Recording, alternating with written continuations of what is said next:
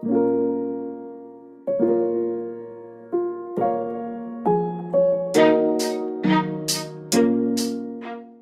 so last lecture over this chapter of E1 and E2 reactions, but I'm just going to put everything together now. Free radical reactions, SN1 reactions, SN2 reactions, E1 reactions, and E2 reactions, and see if you can figure out what the reaction is and what the product is.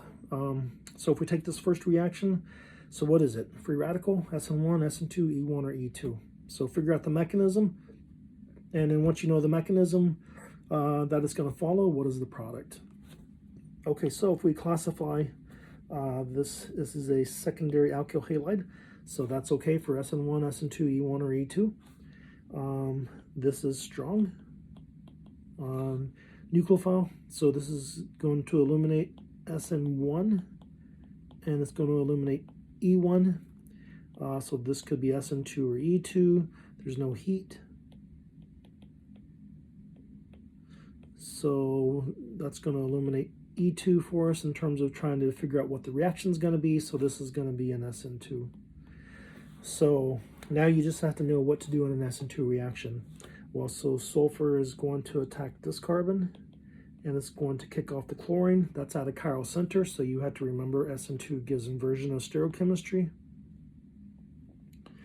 So we need to invert the stereochemistry here, so the hydrogen will end up back and sulfur attached there, and the methyl group is just tagging along. So that would be your major organic product. Okay, so for this one, this is a secondary halide, so that's okay for SN1, SN2, E1, or E2. This is weak base, weak nucleophile, so that's going to illuminate SN2 and E2 because SN2 and E2 like strong base, strong nucleophile. And this is heat. So SN1, E1 still okay. This is going to eliminate SN1, so this is going to be an E1 reaction.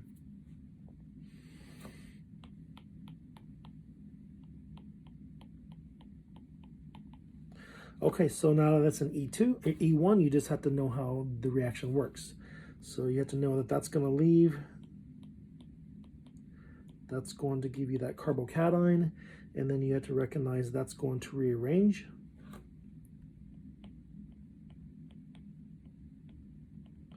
To give you that carbocation. Right, this is going to do a 1,2 hydride shift. So hydrogen from here is going to move over so that you go from a secondary carbocation to tertiary carbocation. And then you have to recognize, okay, it's an E2, so you're going to make a double bond, either A, B, or C. And E1 always gives the more substituted alkene, so that's going to be C. So if we were sketching mechanism, you would lose a hydrogen from there and make the double bond. There is your major product. Or you will customarily see the double bond drawn inside the ring. Okay, so that's your major organic product through an E1 mechanism. Okay, so this one, if we classify this is again another secondary, so everything is okay. This is strong. So that eliminates SN1 and E1 for you. SN2 and E2 is okay. This is heat. So that's going to illuminate SN2, so this is going to be an E2 reaction. And then if you notice, this is an E2 reaction at a chiral center.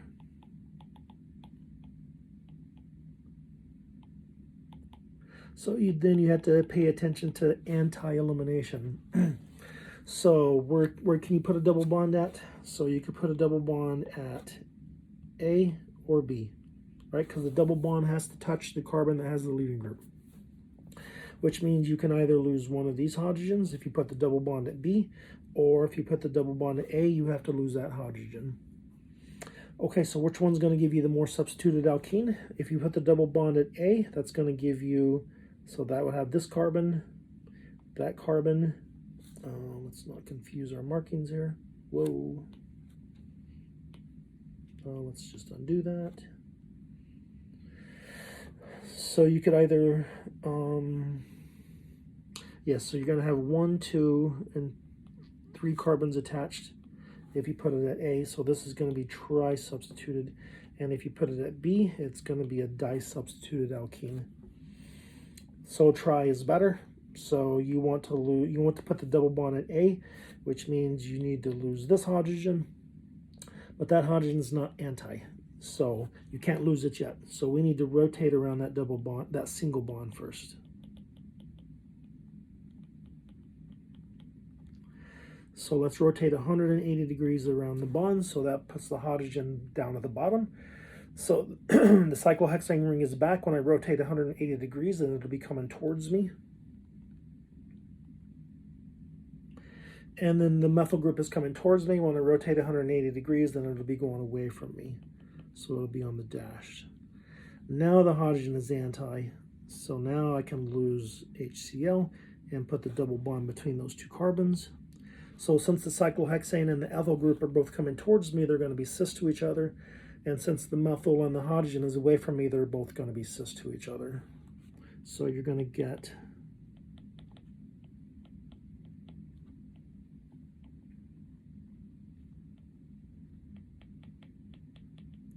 that as the major product, which is the cis isomer. That's not the most stable, but that's the one you have to make from this elimination. Okay, so if you use LDA instead, this is a bulky base.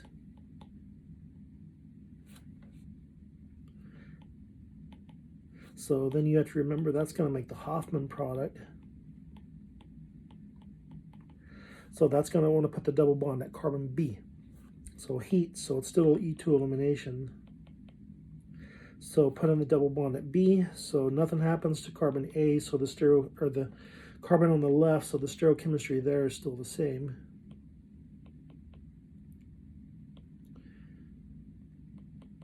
And now you're going to have a double bond at B, so you're going to lose a hydrogen from that carbon and put the double bond there. So that would be your Hoffman product, which is your major organic product.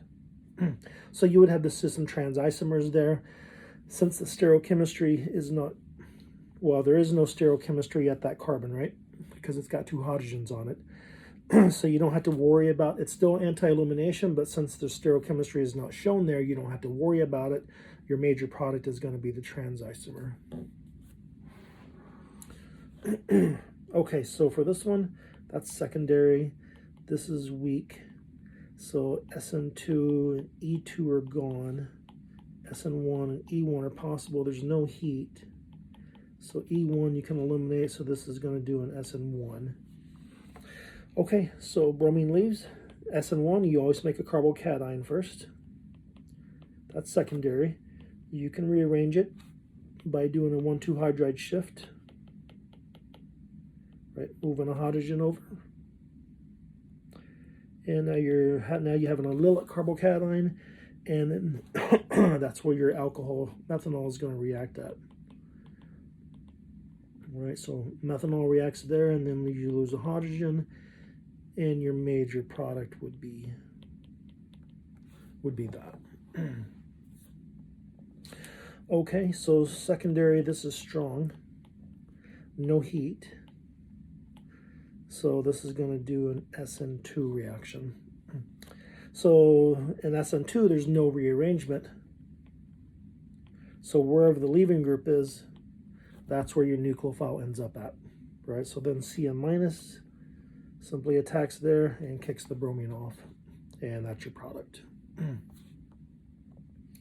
Okay, in this one, so here you have a nucleophile and a leaving group in the same molecule. So what that means is going to close into a ring. So this oxygen is going to attack that carbon, and it's going to kick that bromine off, and it's going to make another ring. So anytime you make a ring, and this is very common in organic chemistry, anytime you make a ring, I recommend you number the atoms in the ring so that you get everything in the right spot. So we'll just call that 1, 2, 3, 4, and 5. Those are the 5 atoms in a ring.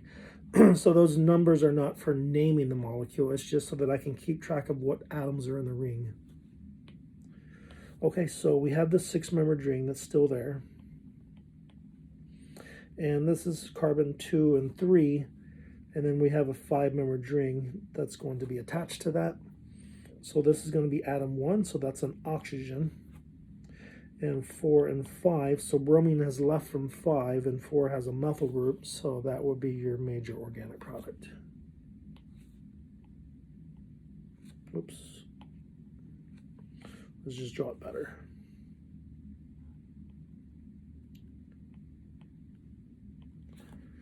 So that's for, that's still not drawn very good. Not that it matters. I don't care how you have it drawn. It doesn't have to look pretty. You just have to have all of the bonds in the right spot, right? But that would be your major organic product from this reaction. So 1, 2, 3, 4, 5. Okay, in this example, you have a sequence of reactions. So you do this, and whatever you get from that. So if you do CO2 and light to this, then that's going to do a free radical chlorination. Put the chlorine at the benzylic position would be the best place to put a radical. So that's where the chlorine goes. And then once you have that, then you do the next reaction to that product. So this is secondary and benzylic. This is strong. So SN1 and E1 are gone with heat. So SN2 is gone. So this is going to do an E2 reaction, which means you're going to make an alkene.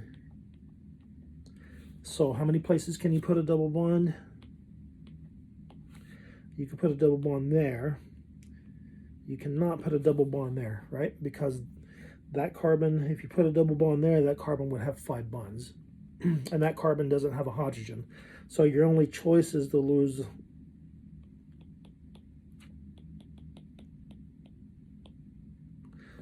a hydrogen from that carbon and put the double bond at A. So your major product would be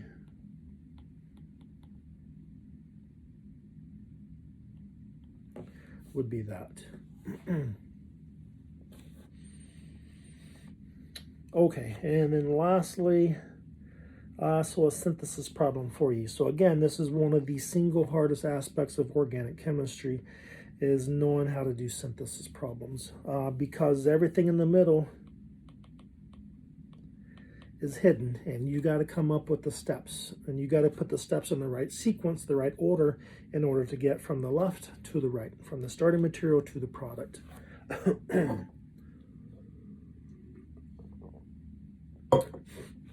Okay, so one way to work this is to work backwards. So you know how to make alkenes now, right? We looked at how to make alkenes in this chapter. So you can make alkenes from alkyl halides. So if you had that alkyl halide, so that means you would need to have a halogen either here or here. So we'll consider both possibilities. So you could have had this alkyl halide on the left or this one on the right.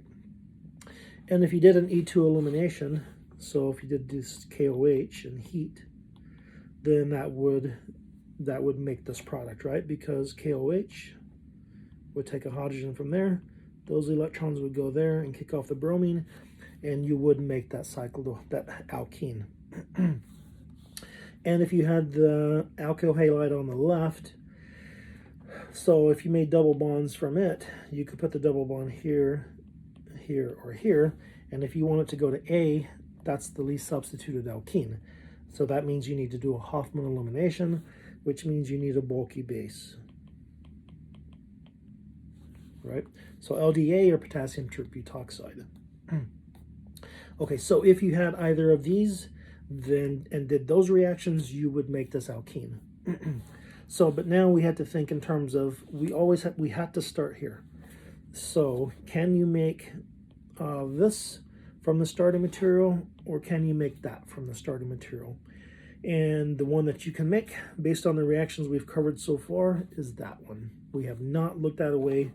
We do not know how to go from there to there in one step. We'll look at in the next chapter how to get from methyl cyclohexane to, we'll just call this B, we'll call this A. We'll look at a sequence of reactions that could make B, but it would take, to get from methyl cyclopentane to B would take 1, 2, 3 steps. But to get from methyl cyclopentane to A would just take 1 step. And so obviously that's the one you want to do, is the one that requires the least amount of work. So we can go directly from methyl cyclopentane to A, right, just by doing Br2 and light or heat. So that's a two-step synthesis. So basically what you would do is you would take some methyl cyclopentane off the shelf, you would take some Br2 and light and add it to your reaction. And after the reaction is over, then you would isolate and purify A. And once you have A purified, then you'd react it with potassium tert-butoxide to make the product, and you would isolate and purify that, and your synthesis is done. All right, so that would be a two-step synthesis to get from the left to the right. And so you have to keep in mind, you're not trying to come up with a reaction that will go from here to there. You're trying to come up with a reaction that will go from here to there. And you're trying to come up with a reaction, not that will go from here to there. You're trying to come up with a reaction that will go from the starting material to the middle, and then from the middle to the end. So two-step sequence of reactions would get you there. Okay, so that's it for this chapter, and hopefully that made sense, and hopefully you get a better idea of how to do synthesis reactions, because for exams 3 and 4, the rest of the exams in this semester, you'll probably see synthesis problem, at least one synthesis problem worth about 10% of the grade on every single test. So if you can't see all of the steps in the synthesis, that's fine. Just put down the ones that you can see and at least get partial credit out of it. Okay, that's it.